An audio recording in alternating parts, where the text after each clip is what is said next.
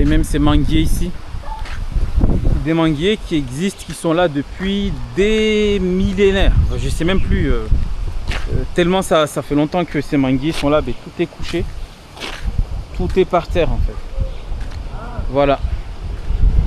Ce phénomène qui a été d'une violence. C'est juste... voilà. Et là moi ce que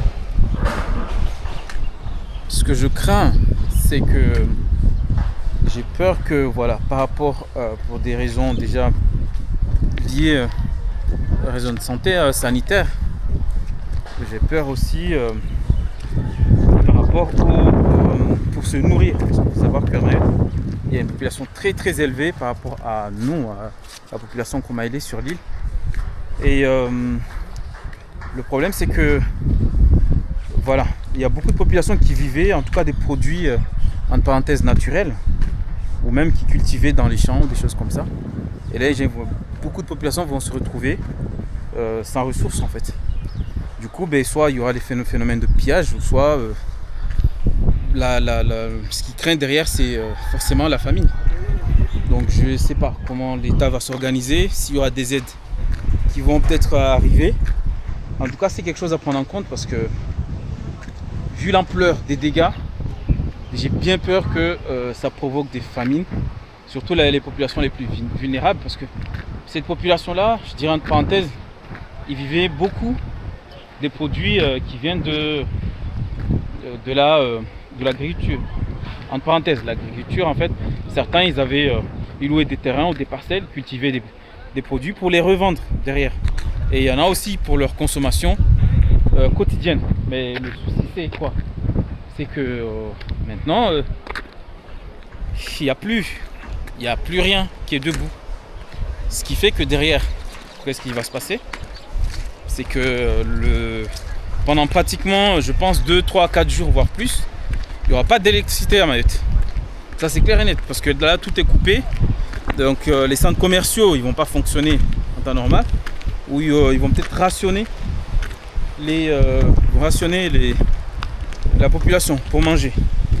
Et derrière, ça aura des conséquences parce que les gens, ils pourront pas se ravitailler pour manger.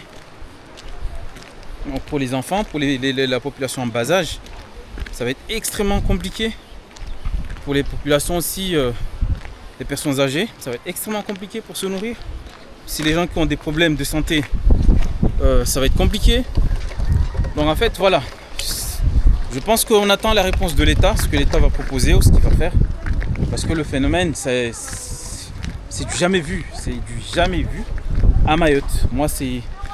Voilà, vous voyez, moi, là où je filme, derrière moi, là, c'est le village, c'est chez moi, c'est mon village, c'est Barakani. Vous voyez, ici, c'est la place du Sénat. Vous voyez l'état? Il y a le capot qui est là, ici. Vous voyez l'état de la place du Sénat? Vous voyez même derrière moi, comment c'est? Le village de Barakani. Déjà, il y a une verdure derrière, en temps normal. Et là, vous voyez l'état de... Comment tout s'est éclairci. Tout d'un coup, il n'y a plus aucun... Il y a 2-3 cocotiers qui restent encore debout. Mais avant, c'était pas comme ça. Je veux dire, on voyait rien ici. C'était couvert de végétation. Il y avait des arbres partout. Et là, tout est comme ça, comme vous voyez. Donc forcément, comme je dis, ça va engendrer un phénomène qui va être grave. Ça sera sûrement de la famine. Espérons que voilà, les gens pourront anticiper ou du moins faire en sorte que cela n'arrive pas. Mais vous voyez la place du Sénat, comment elle est maintenant.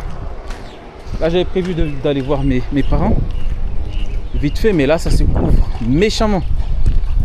Ça se couvre méchamment, donc du coup, je vais aller courir pour pouvoir rentrer à la maison. Je vais aller les voir vite fait. Voilà, je vais aller voir ma mère rapidement. Et après, je vais courir pour rentrer à la maison, être à l'abri. Parce que là, le phénomène va revenir, vous voyez. Hop, comment ça se couvre méchamment. Dehors, il y a tout qui s'est envolé. Il n'y a plus rien. Tout s'est envolé. Voilà, plus rien. Tout est au sol. Surtout là où il y a des tôles, tout ça. Là, je suis à Barakani. Mais vous voyez comment ça se couvre, le ciel.